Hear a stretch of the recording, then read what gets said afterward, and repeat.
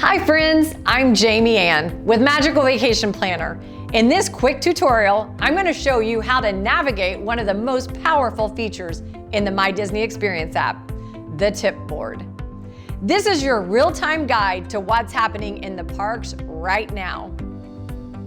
The tip board is where you can see current wait times, available lightning lane selections, and show schedules all in one place. You can filter by park, attraction type, or even character experiences. Just tap the filter icon at the top to choose exactly what you want to see. You'll notice each attraction listed standby wait times in minutes, and if lightning lane is available, it shows you the next return time. This lets you plan your day on the go without walking all over the park. Remember, the tip board updates you in real time, so let's keep it handy throughout your day.